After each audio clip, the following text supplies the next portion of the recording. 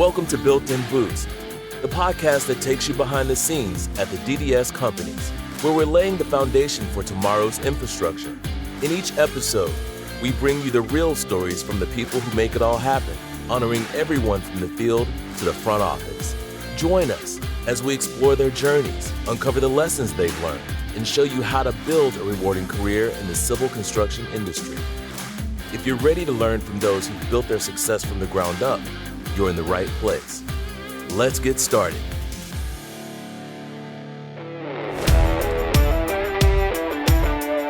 Welcome back to the Built-In Boots Roadshow series. Ever wonder how an ex-military farm kid ends up modernizing America's gas infrastructure? Well, we've got the answers on today's episode. This is our second stop featuring gas distribution foreman John Case and his right-hand man, Tom Foster. That's right. They will share their boots on the ground perspective on tackling century-old gas pipelines while managing unexpected challenges along the way. We'll hear how they pivoted from farmland to job site. Plus, we get to settle the ultimate question, brisket versus pulled pork. And we're diving deep into how a strong work ethic forged through military service and farm life paves the way for real career growth in utility construction. So, roll up your sleeves, dig in, and let's get to work.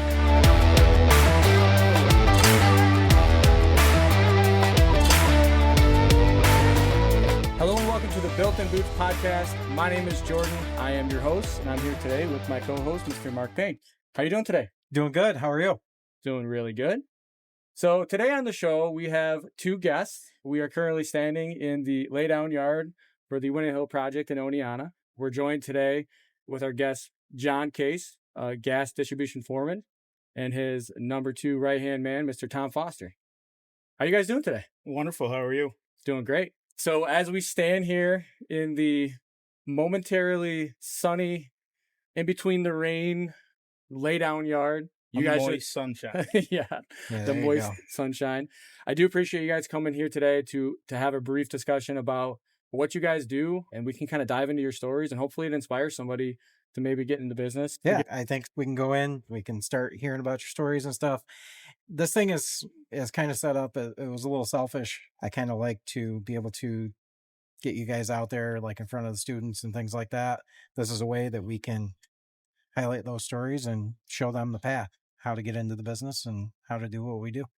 So for the listeners, the purpose of this show is really to kind of just share the stories of the DDS culture here, share the stories of the guys out in the field doing the work, and really to show the breadth of the company, anywhere from our heavy civil side, our engineering side, our gas distribution side, heavy civil side, telecom, the whole nine, go down the list.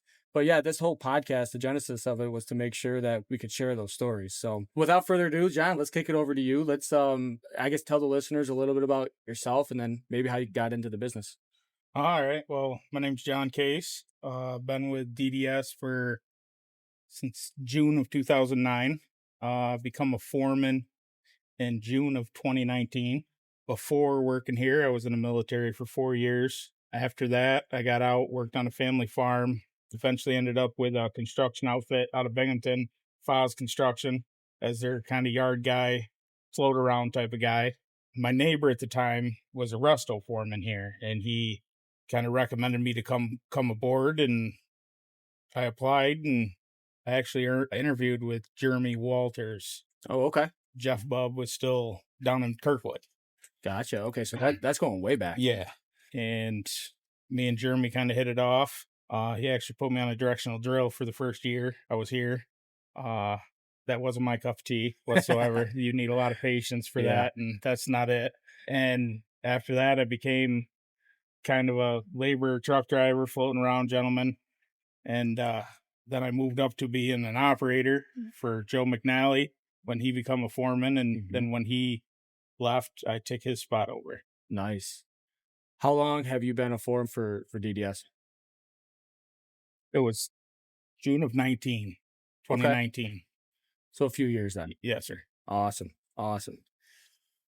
Mr. Tom Foster, let's turn it over to you. I know you haven't been with DDS for a whole lot of time. It's been like a year and a half now, something like that.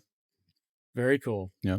So tell the listeners a little bit about your story. You come from a different industry. Yeah, I grew up on a family farm. We still have it. We have 300 acres. We have like 40 Angus animals and just a lot of work, paid taxes, And I did 4 years in the Marine Corps, got out, did different things, cutting meat, cutting logs. I was in school for forestry, and I was kind of seeing that, this industry doesn't pay a lot, so I was always trying to get into construction because I've always done concrete and stuff on the side. But yeah, I was looking to get into construction, and Sam, a project manager, just kind of pointed me this way, and I've been here since. So Who's that? Sam Campbell? Yeah. Oh yeah. You guys are from the same hometown, aren't you? Yeah, he's like a mile from me. Now I work for him. That's awesome. Nice. We had a prior conversation, I guess, earlier in the day today. We spent a lot of time talking about the industry, about the gas business itself. We found a lot of people kind of fall into this business. They don't necessarily seek it out so much because it's not necessarily something that's promoted so much. And that's part of what we're here to do today, is kind of promote it and talk about the business in and of itself and how it's different. John, you are the foreman for a gas distribution crew. You are boots on the ground, front lines. You guys are out there building this infrastructure. Can you kind of just paint that picture a little bit for what a day in the life looks like for a guy that might be looking to get into the gas business? Well, my day starts, I usually roll on the job about 5, 6. Got about, on my half, about 30 minutes worth of paperwork to do. By 6:20, 6:30, all the boys are rolling in, and I'll do quick job brief with them, quick explanation of what we're going to do that day. I kind of set a goal every day of what I'd like to do with a fallback plan if that does not succeed. It's very repetitive. We dig a hole, we put pipe in it, and we backfill it. Mm-hmm. The biggest obstacle for us is, people doesn't really look at it this way, but is homeowners, property owners that we work around. That is the biggest obstacle day to day. Yeah. As far as Tom, he's my fuser. I've got Larry Bob. He's my PR person / he does Bob things, and I'd be lost without him. I ain't gonna lie to you. I have 2 other gentlemen, Marcus Shaver and Justin Mattis. Mm-hmm. I've got a pretty good crew. Everybody kind of knows what I expect, my expectations, and they also know kind of where that line is with my patients. Yep. And it works well. I would say that young talent, though, John, not to cut you off, sorry about that, but I would say it speaks to the quality of the people that you do have. Oh, absolutely. When you look at somebody like Tom, he's green to the business, right? Absolutely. And you look at work ethic, you look at all the qualities that it takes to be successful in any business, let alone the gas business. We find that, yeah, we are installing utility. We're open trenching in a road, off the road, doesn't matter. At the end of the day, we're putting pipe in the ground, right? That's a simple part of what we do. The hard part about what we do is the art form of it. And that's the PR. That's what Larry Bob is good at, right? Larry's my PR guy. The other part of it and this is why, Mark is here, is he serves the greater purpose of making sure our entire workforce is trained so that we can actually go out there and do that work. Tom, how long did it take you by the time you first came through the door here at DDS before you got your first training to become a Gas Tech 1? Probably, I'd say it's within the first month or so. Yeah. And, there's a lot of testing that goes along with all that. And you got to be willing to learn and you got to be willing to work. It's not just given to you. But the training's good and you should have no problem passing all your tests and being able to do the work, Can you explain the test and kind of what goes into it? I'm interested to hear it from your perspective. I sit in a totally different position that you guys do. I run more or less project level stuff, right? I'm not in the trenches, so to speak, as much as you guys are. So maybe you could kind of give the audience a little insight of what the training looks like, what the testing looks like. Actually, what does it take to actually become a gas technician? So with working on natural gas, there's so many regulations that you have to have so many qualifications to do all the different tasks. And the training, it's pretty cut and dry, straightforward. Sit through it, do some hands-on, some PowerPoints, and if you can soak it in, it's nothing to pass the test and do the work. But it is a lot. And then, once you're fully qualified, you're looking at, I don't know, how many tests, Bob? 80. Yeah. Yeah. About 77. Yeah. By the time you get fully qualified. But it's simple stuff. Anybody can do it. You just have to put in the time and you just have to be qualified. It's the way it is now. Yeah, so that goes to the other part of the challenge in this business is we call it the compliance business more or less because, we can't just hire anybody off the street who may have years and years and years of experience installing utilities. They can't just come in and just do pipe work like you guys do. No, and you said it very well the other day when me and you spoke on the phone.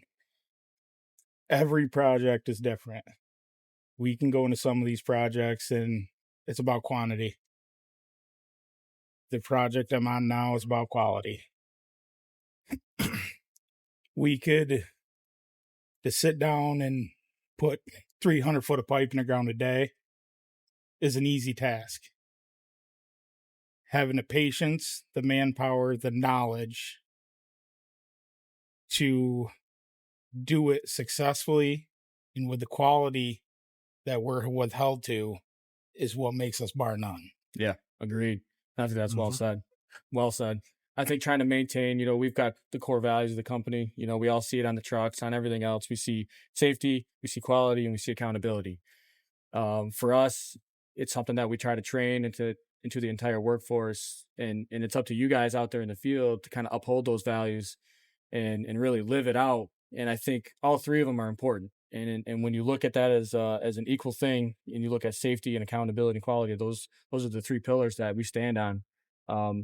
They do need to be equal in order to deliver the service that we need to do out there in the market. That being said, there is safety, accountability, and quality. But we've also got to take into account that everybody has a bad day. Oh, yeah. Brand new help to even myself. I'll be the first to admit it, I've had a rough couple weeks up here. From everything from weather to this being a SWIP project, SWIP inspectors, to new Labella inspectors, to current NICEAG inspectors, all with different expectations and different ways they want things done. So we, as a company, also work really well at knowing that. And Jordan, you're one of the best at talking somebody off the edge. Appreciate that. And Tom over here and Bob, they keep me in check. They do a real good job of keeping me in check. They'll walk up, slam the door in the excavator, and tell me to keep my mouth shut for a little bit or whatever needs to happen. But they all come together at the end of the day, and I wouldn't trade any four of them for anything I got. I love it. Yeah, it's really cool. And, I think we all find ourselves in those kinds of situations where a lot of the time the crew rescues us one way or the other. And, having somebody that will close the door and say, okay, take 5. I've got this. Pressure pause. Yeah. Yeah. That's huge. That's huge.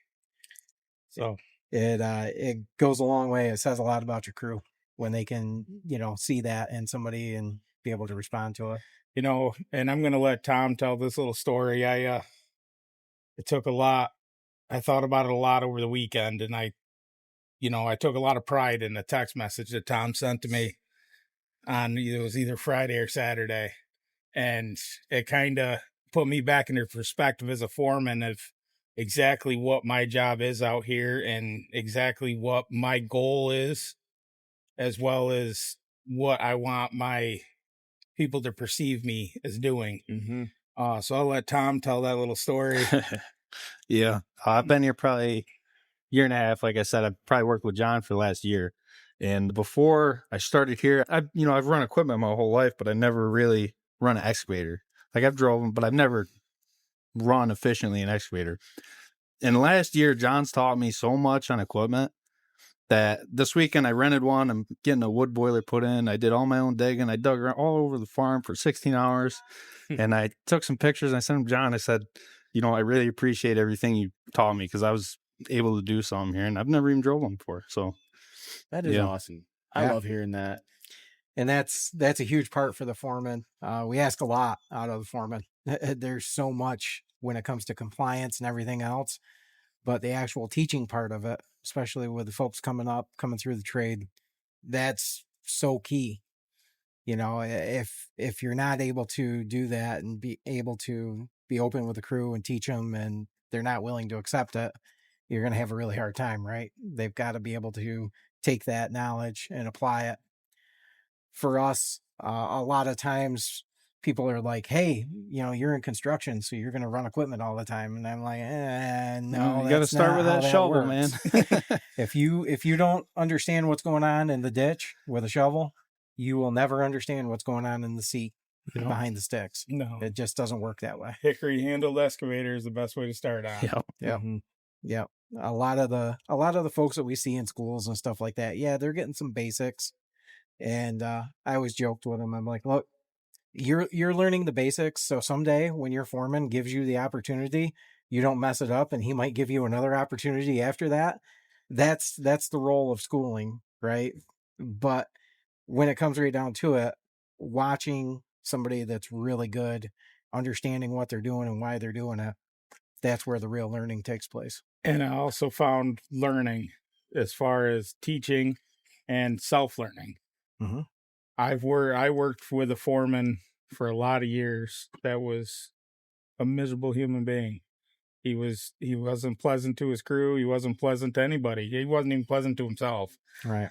And I told myself I never wanted to be that. Mm-hmm. Mm-hmm. That I wanted to be the exact opposite. I worked for that man for 6 years on and off, and I learned more being away from him for a year than I did with him for 6. Yeah. And that's when I kind of set the mindset that, I want to be a teacher, not a jerk. Right. Yep. Yeah. I love that mindset, to be honest with you. I started in this business as a laborer. I don't know if you guys know that or not, John or Tom, but I started off literally as a laborer working the ditch. And going back to your point about working in the ditch before you can become an operator, I remember, and this is a tip for anybody who's listening, anybody who has an interest in getting in the business, I would study my operator as I was in the ditch. I would watch every move he made. I was his crummer. I was his ditch guy. Him and I were like two peas in a pod. I remember I would trust this guy with my life, being in the ditch and being down in there, whatever he said he needed, I would do. And I remember him always telling me, he's like, Jordan, one day you'll be in this seat. One day you'll be in this seat. But for right now, you just need to learn the business, learn the trade, learn to be a craftsman first. It's going to take the hard work. You're going to sweat a little bit, but at the end of the day, I studied that man, and the way that he operated, I operate just like him. He was a phenomenal operator, and I would watch the way he dug, the angles that he approached things. I would watch the way he loaded trucks. I would literally watch every little minute detail. And at the end, it actually helped me to become a better operator. As soon as I could actually sit in the seat of the excavator and start pulling the levers, all it took was I had to teach my brain what the controls did. And all I had to do was, once I learned those controls, I knew what my mind wanted to do because I had watched it for so many years. So it just took just a little bit of time to actually practice. All he did is put me up on a pile, and he said, all right, I want you to start moving dirt. Just start stacking it up. It's the first thing you got to do. Then after that, start loading trucks. And before I knew it, I was running an excavator. Right. I just think, I think that's a really good tip. I think that mindset that, if you want to be an operator one day, and I think a lot of people do, you have to start somewhere. And I think that somewhere there's no better place than in a ditch, learning from that angle. I think you can learn a lot. Yeah. I tell that Tom every day that two things are happening. I'm either going to be his operator or he's going to be mine. That's where we're at. There you go. We'll see. Time will tell. Time will tell. I like the idea of you coaching and bringing up your guys coming up through. No different than the path that you took in your career. I think we all need to be in the mindset, and this goes back to the leadership side of things. We should be focused on cultivating a culture where we're trying to replace ourselves. Not in the sense that we're trying to get rid of our jobs, right? I'm speaking from a point of we should be in the mindset to coach the guys that are coming in behind us. Because if we're looking for growth in any sort of capacity, I think it takes that growth, that coaching mindset to bring up the people underneath you. And this goes for you, John. I mean, your evolution here as a foreman is going to be to maybe give up that seat so you can focus more on running the job from a different angle. So you look at growth, and I think we all achieve that growth in different ways. But Yeah, it's a good point that you're making there. That even from the office standpoint, I'm already looking and I'm figuring out, okay, who's going to do what I do as I go and do other things. I mean, that's always what it seems to be, is you're trying to figure that out. From the job site, it's a different view of it. And that experience that you can give right now is huge, and no different than me in the classroom. I've got some younger folks that work for me that I'm doing the same thing with them. I'm like, hey, just come in here, listen to this, see if you like this approach better, see what you think. No different than sitting in the seat of the excavator. Hey, as I'm pulling this way, check out this, check out that. Notice how that line's coming across here. Hey, there might be something right here. I'm kind of watching, working around that, feeling, going a little bit slower here. Knowing when you can push, knowing when you can't push, knowing when you shouldn't push, right? All those things. Agreed. Yeah. And to circle back around with the on the job kind of training, I'd seen hundreds and hundreds of fuses done before I ever made my own. Mm-hmm. So, I've only been here a year, but I can show guys, hey, this is what the fusion machine looks like. This is what this does. Take care of this. Mm-hmm. This is how you do it. So by the time you walk in and take that test, you're not going in green. You've already seen it dozens of times, 327-655. Wow. How many times did the legend Langtree beat on you? Dave, I'm Dave's favorite. I hope he hears this. Gasky guy is your favorite. Yeah, Dave has taught a lot of folks how to fuse, and he's definitely influenced the trajectory of the country or the company for sure when it comes to that. And so country too, probably. Yeah, probably. I probably was right when I said that. Okay. One thing that Tom's taught me, and I've tried to instill it, right down to even my own kid. If you want it, go get it. Mm-hmm. Mm-hmm. And if you want to get into this industry and you want to become an operator, become a foreman, become a project manager, when you step foot onto the ground, you got to work harder than the guy that's working the hardest. Yeah. Yep. Damn right. And Tom actually taught me that. It's anybody can maintain. Mm-hmm. It takes that special attitude and that special personality to exceed and excel. Yep. Yeah. And that's noticed across the board, from the president of North Gas all the way down through. When somebody does that, they stick out. Mm-hmm. Oh, yeah. Right? Hey, you got to show up every day for yourself, whether you get noticed or not. That's right. You know what I'm saying? Mm-hmm. Yep. Yeah, and those That's some folks, great though, advice right there. like I said, even though you're doing it for yourself, people take notice. It means something. It's appreciated. Right down the hats, Tom. Right down to hats. Look at that. You've got your I shiny even new got a hat, hat right? today. Nice. Yeah, there you go. Tom, what advice would you give somebody who might be looking to maybe pivot into the industry, or now who we've piqued their interest? What advice would you give somebody coming into the business here? Well, you have to be willing to work. You have to be willing to work. You have to be able to communicate with people and not have a short temper and stuff like that. You got to be able to be a sponge and soak it all in, because you're not going to pick it up in a day. You're not going to pick it up in a week. There's a lot to learn, but I love it. This is the best job I've ever had. I love to hear that. Is there anything that kind of sticks out to you that is, I don't know, like maybe like one of your favorite things about what you do every day? And this is a question for both of you guys, so any one of you can take it. Well, we spend more time with each other than we do at home.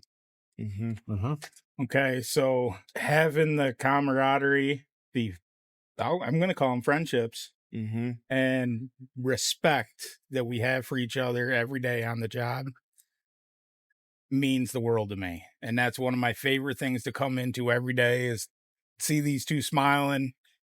You know what I mean? If Bob's smiling, it's going to be a great day. There you go. Yeah, and even deeper than that, the work you're doing, you're improving the nation's infrastructure. This main we're taking out right now is put in 56. 59. And then you get up farther north, they're putting in 1910 cast iron, Mm-hmm. leak prone. So what we're doing is helping people. They might not see it. They might hate us in their yard, but we're making it safe. We're putting on the flow limiters and stuff like that. So, moving meters outside of their house. They might hate you while you're there, but you're helping them. Oh, yeah. At the end of the day, it's definitely safer. and you're providing something that's more sustainable than what we have. Some of that stuff that's old and prone to leaks, right? Where's that gas going once it starts leaking? Right into the environment. So it's huge. And it's funny, this is the second time today that we've had this kind of conversation where we were talking about taking out that old infrastructure. Last week, I was in Rochester at a civil job, and they actually showed me where they were working with electric in a wooden conduit, 2-piece wooden conduit, tongue and groove to assemble it together. Crap. Old school. I'm like, wow, that was cool to me. I had never seen that before, something that old. A lot of what I had experience in was more road building and that sort of thing. So that was just not something that I had been exposed to. Down in Binghamton by the Boscoff's store that's in Binghamton. I seen a mahogany water main for the first time. Yep. And it was active. Wow. The city didn't know it was there, nothing. We just happened to find it, and surprise, there it is. There it is, and it was active. Yeah, that's wild. Imagine that. People's drinking and water. that stuff is all over the place. Yeah. Feeney Brothers out in Boston, they actually have a preserved piece of wooden water main in a fish tank, still in the water, so that it's preserved and not going to nothing. But I mean, it's really cool to see that. It's a little scary that it's still on the ground. Oh yeah, right. I mean, and when I say active, the city had a newer water main there, right? But that still had water in it. Probably still had pressure. It still had pressure. It just nothing was hooked to it, and it was the most unique thing I've ever found in the ground. Wow. Yeah. There's a lot of that stuff that we can kind of dive into. I think that's a whole nother podcast talking about the weird stuff that we found in the ground. That would be a good show. That would be a lot of fun. John, you'd be good at that one. You've been, for sure. I'm sure you've seen a lot of interesting stuff. I just want to say thank you again for the both of you guys for coming on the show. I know it's not very typical. You don't see a lot of contractors out there doing podcasts these days. And we've been getting a lot of strange looks today. Yeah. People driving by wondering why 4 dudes are standing around a table with headsets on. Right? Yep. So I do appreciate that. I do thank you guys both. Before we close out, we do have a couple things. We're going to call it the rapid fire round. Just a little fun to close this thing out. So, John, Ford or Chevy? Ford. Wow. Yeah. That was quick. Wow. That was quick. What about you, Tom? Ford. Yeah, Tom. Really? Ford all day. Ford all day. Okay. Yeah, Ford all day. All right. For John, Cat or John Deere? Komatsu. Whoa. There we go. Something out of left field. Really? Yes. Komatsu swing power is twice of what both of those are. Really? Okay. Mm-hmm. All right. I know you're not an operator yet. You guys made me a cat man. I love them. Okay. All right. This one's for John because I asked. This is the important one. Yeah. Well, no, hang on. Before we go to the next one, John Deere 85 or Cat 308? Oh, 308. Really? 308. Okay. 308. So we've had it both ways today. Yeah, we did. There's not the lag in the hydraulic controls. There's a whole inch gap in there. Yeah, when you run an 85, you've got a lot of throw, and your joysticks for it actually moves. Yeah, interesting. When 308, you don't have that. Okay. All right. I guess this is John's question. This is for all the marbles. Yeah. Brisket or pulled pork? Oh. Oh, wow. This one caused some pause. He's thinking. Like that? He is pork thinking. all day. Brisket. Oh, my God. Brisket. That's where we Brisket, divide. there we go. I'm not surprised. Yeah. I'm in team brisket as well. Yeah. I like my brisket.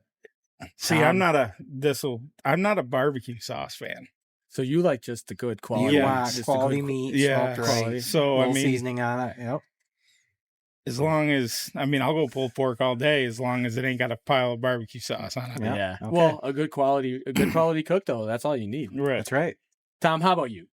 This is where we divide, John. I mean, Oh, we go to Ray Brothers. We get that Carolina pulled pork. Okay. All right. All right. So let's try the other one. How about chicken wings? Mild or hot? Sweet chili.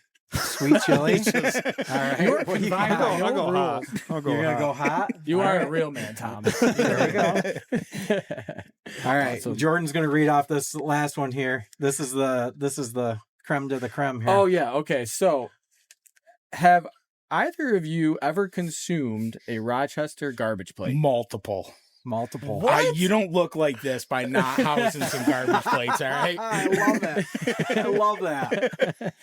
I love that. Tom, how about yourself? I might offend a few people. I don't really care, but no, that does not sound appealing to me. So no thanks. Well, it is called a garbage plate. Yeah, So it's not kinda- supposed to sound just appealing. everything there. No thanks. Yeah. All right. And we are going to leave that as the ultimate cliffhanger for anybody who listens to this podcast. Yeah. They Like gotta if look they it up. need to find out what a Rochester garbage plate is, then they need to go out there and they need to find it. And Because you know, don't tell anybody what it is. You just Yeah. have to. Best place to get one.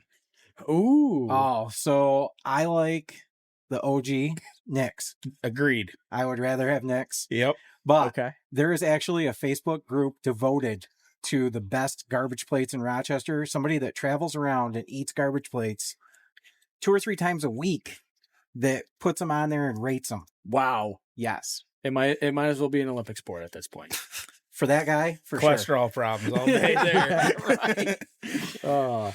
Well, again, I just want to say thank you to everybody here. Mark, thanks for kicking this thing off and tackling this Built in Boots podcast thing with me. John and Tom, I just want to say thank you both for all the hard work that you guys put out there. We wouldn't be here today if it wasn't for the work that you guys put in the field out there. So thank you both. It's much appreciated.